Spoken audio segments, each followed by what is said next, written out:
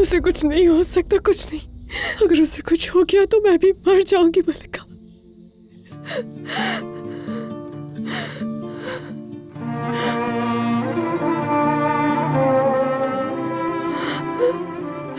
मेरा फोन नहीं उठा रहा है।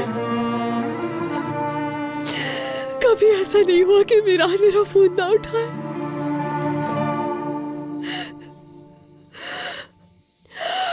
उन्होंने मार दिया मेरे विरान को।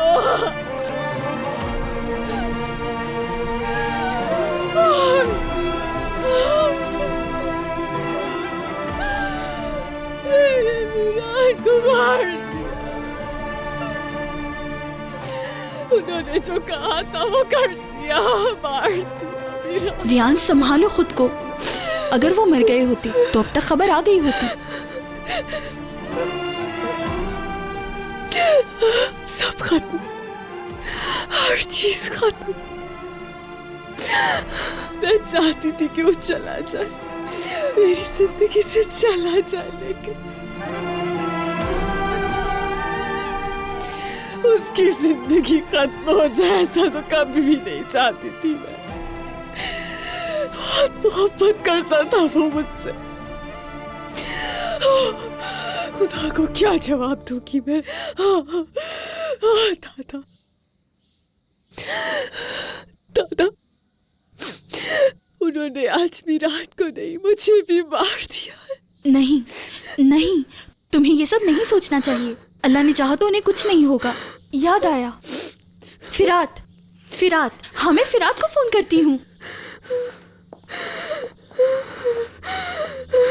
मुझे विरान के पास जाना है, मैं खुद जाकर देखूंगी उसे। मैं देखना चाहती हूँ, मुझे जाने दो।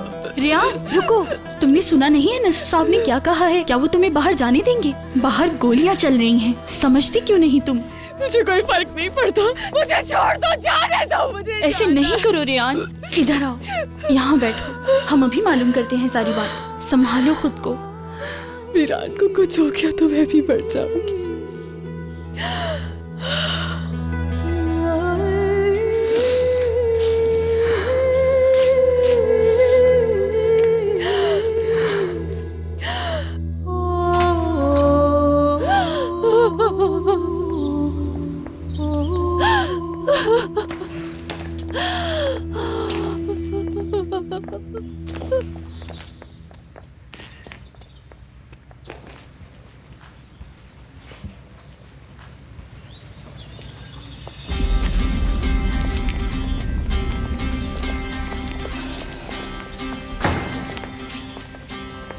क्या मैंने तुम्हें बाहर जाने से मना नहीं किया था? क्या मैंने तुम्हें ये नहीं कहा था कि शादी लोग कुछ भी कर सकते हैं तुम्हारे साथ? अगर तुम्हें कुछ हो जाता, हाँ? तुम क्या चाहते हो जैसे तुम्हारे वालिदैन की लाशें फर्श पे पड़ी थी वैसे तुम्हारी भी पड़ी हुई? बस, मेरी अम्मी अब्बू को बीच में मत लाइए। देखें, देखें मुझे गौर से, शेर की तरह सामने खड़ा हूं। मैं अपना मकसद ना भूला हूं ना भूलूंगा। ये जुर्रत कैसे हुई तुम पर हमला करने की? मैं मत यहाँ आओ।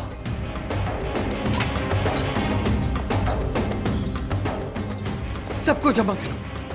इमरान साहब की गाड़ी पे जिन लोगों ने हमला किया था, हमने उनके पीछे अपने बंदे भेज दिए हैं। जल्द उनका मालूम हो जाएगा।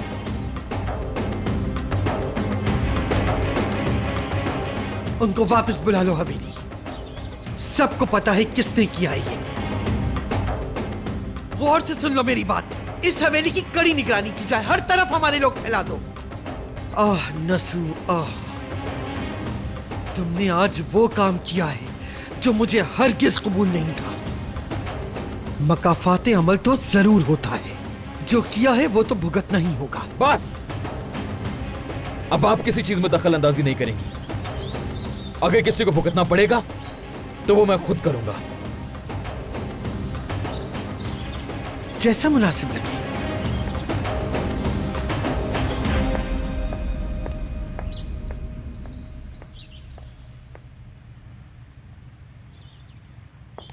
दादी जान ने सही कहा, इससे बुरा भी हो सकता था तुम्हारे साथ। शाहदौलों ने जान लेने की कोशिश की है तुम्हारी। हम कब तक हाथ पे हाथ रख के बैठे रहेंगे? आज के बाद से ऐसा ही होगा फिरात। सबसे पहले मुझे रेयान के जख्म को भरना है, मुझे पहले की तरह रेयान के भरोसे को वापस हासिल करना है। भाई मैं उसे मजीद इस बात पर यकीन नहीं करने दे सकता।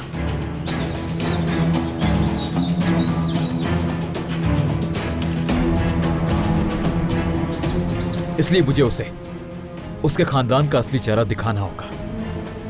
अब वो लोग करेंगे और हम कुछ नहीं करेंगे, बस देखते जाओ फिरात।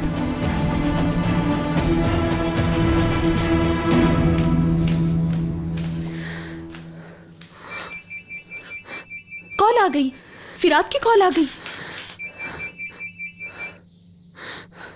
फिरात, मिरान भाई कैसे हैं? उन्हें कुछ हुआ तो नहीं? क्या कहा तुमने? सच में फिक्र है तुम्हें? हाँ, नसू को बता देना, उसने जो चाहा वो नहीं हो सका। मिरान घर पर खैरियत से है, बता दो उसे।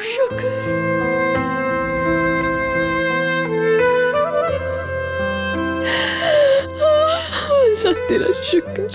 तुमने सुन लिया है ना, उन्हें कुछ नहीं हुआ। मैंने कहा था ना उन्हें कुछ नहीं होगा। लेकिन अब तुम क्यों रो रही हो रेयान? तुमने सुन तो लिया है, वो बिल्कुल ठीक है। मैं कैसे जाऊंगी उसके सामने? मैं अब इस डर के साथ नहीं जीना चाहती हूँ कि कभी भी उसे कुछ हो सकता है। क्या करूंगी अगर किसी दिन वाकई ऐसी खबर आ गई?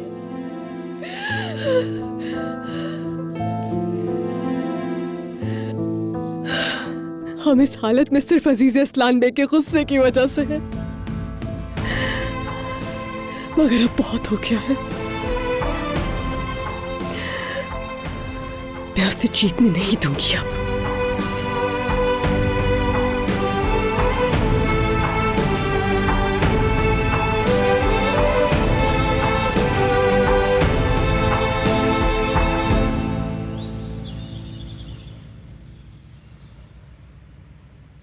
ये लीजिए,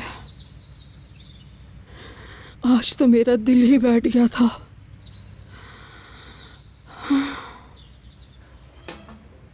बहुत शुक्रिया।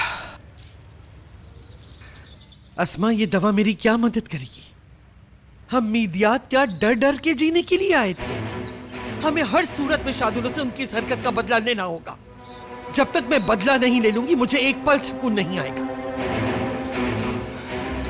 इंतकाम की आग मेरे सीने में भड़क रही है। सुकून से नहीं बैठूंगी जब तक उन्हें मुंह तोड़ जवाब नहीं मिलता। जब हर कोई अपनी मनमानी करेगा तो उसका यही अंजाम होगा।